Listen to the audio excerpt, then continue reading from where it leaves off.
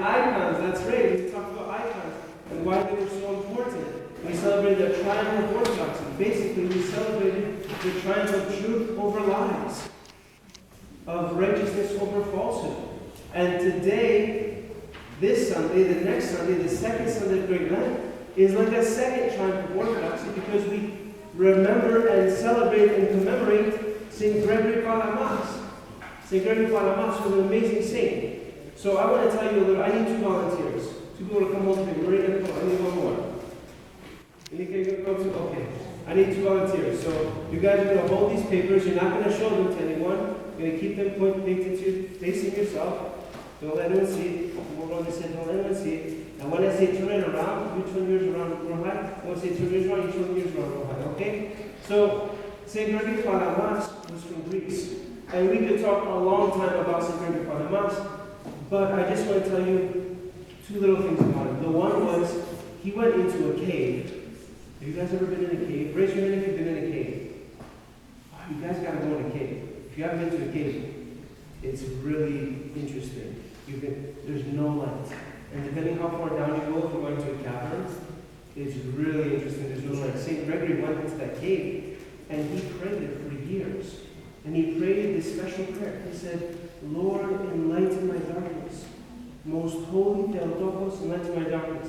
Can you say that with me? We're going to say, Lord, enlighten my darkness, and most holy Theotokos, enlighten my darkness. Say it together. Ready? Lord, enlighten my darkness.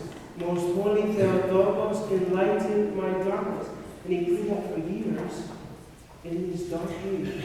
And finally, Christ sent him the uncreated energy of God. He sent him the uncreated light.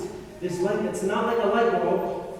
It's not like the sun. It makes the sun look like the moon. That's how beautiful and bright this light is. He saw this light, and the Panagia appeared to St. Gregory, and she blessed him. So, when Father Fedossi was not Father Fedossi, it was just the Dossi, and he went to Greece with his senior trip, he got to go to this monastery that's right there next to this cave, which St. Gregory prayed. Can you hold up the picture real high, turn it around? So, who do you see in this picture? Do you recognize anyone? No? It's a really fuzzy picture. Marina, who do you think that is? One of those people. That's not me. I wish that was me. That guy's got a great beard. That's not me. That's Father Martin. Father, that was just, you're right, but it's just a Lussi. I was not ordained. I was not a priest. I was just a graduate student. And we were there, and this guy that I asked him very boldly, I was like, can I take a picture with you? If I'm meeting a celebrity or something, right? And you know who this guy is? He's a descendant of this guy, of St. Gregory Palamas. He's of the family of St. Gregory Palamas, a descendant. And he lives at the monastery. He's like one of 2 monks that live at this monastery right there. And so I said, can I take a picture with you? Because it's so cool. I mean, we get to meet the great niece or nephew of a saint. How cool is that? So I asked to take a picture with Father Macarius. Thank you, you can go sit down. And I thought it was the coolest thing since sliced bread that I got to meet Father Macarius, and we also got to go into that cave where St. Gregory prayed in the dark. And we took our flashlights, our cell phone flashlights, and put them on. And with that, we could barely see, and you could turn them off. It was darker than if you close your eyes. Darker than that. And that's where he prayed for years, and where he saw the uncreated light of God. And so, St. Gregory is known for defending the truth. There was another monk who came from Italy called Barlam, and Barlam, right? I'm not confusing it with the monastery Barlam. He came from Italy, and he went to Manathos, and he saw that the monks had Jesus' prayer, and they were praying in their hearts. And he had their head down, and he said, no, you guys are deluded. You guys are wrong. And eventually the monks of Manathos asked St. Gregory to defend the truth. That Christ taught us how to say the Jesus prayer, that it's actually fulfilling the commandments of the gospel, and that this is a way in which we can experience God. Or else you can't experience God, because he came from Rome. He was from Italy, he came from Rome, and the Latins, they said you can't experience God. Not in that, you can't know in a deep sense who God is. You can only understand him in your head. But St. Gregory said, no, you can experience him. And so he defended with God. Now, I'm not going to go into all this theology, but I want Marina to turn the picture around, hold it up high, and you guys tell me, what do you see in this picture? What do you see in this picture? Trees, that's right. What else do you see? Nothing else? You see anything glowing at all? Lights. Yes, what kind of light? Is that from a flashlight? What's it from? The sun. That's right. You see sunlight here, and it's piercing through the leaves, and it's hitting the ground. So I want to give you an understanding, a tiny bit. Can you touch the sun? How far away is the sun from the earth? In space. So far. How far? Far? Does anyone know the mileage? I looked it up 2 years ago, now I forgot. How far away? Does anyone know how far the sun is from the earth? 93 million miles. It's this far. 3 million, how many? 93 million miles. Do you know we can't even go close to it, because if our spaceships got close to it, what would happen to the spaceships? They would burn up! Yeah. The sun's so strong, so bright, and so powerful, you can't even get close to it. So can you touch the sun?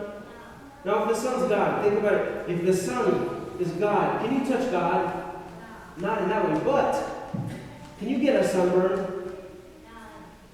In the summer, you go on your roof, in your swimsuit, you don't do that. Well, not this. Can you get a sunburn if you're not careful? Yes. Can you get a suntan? On a windy day, can you feel the sun hit your face and it just feels amazing? Yes. Thank you, Marina. So do plants need sunlight to live? If we didn't have sunlight, would we have any plants or earth or anything? No, we need the sun. And so you can't go and touch that ball of fiery gas, as far as we understand it, right? But can you touch the rays of the sun? If sunlight's coming through the window, a ray piercing, can you touch it and feel the warmth on your hands? And the sun gives light. So I want you to think about God in this way. You can't touch the essence of God, which is that ball of fire that will burn up people when they get too close. But you can touch the energies of God. The energies of God that He gives to us. Like you can touch sunlight. Like sunlight can warm your face. So, what are some ways, and this is the last question, what are some ways we get to touch sunlight in the church? What are some ways we get to experience the energies of God, God's very presence in the church? That's it. Sermon's over. Thank you, Mimi. That's right. Communion. And there's sacraments. We call them mysteries, mysterio in Greek. The sacraments are ways, special ways that God lets us connect with Him. And not only lets us connect with Him, but we let Him inside our bodies and our souls. So I want you guys to take part, not only of Holy Communion, but of Holy Confession and baptism and preservation, which we've already done, and God willing, one day maybe possibly marriage, and maybe possibly ordination, and unction for sure every Holy Week, and all the mysteries that God gives us. And I want you to think that we can't touch the sun, but we can touch the rays of the sun.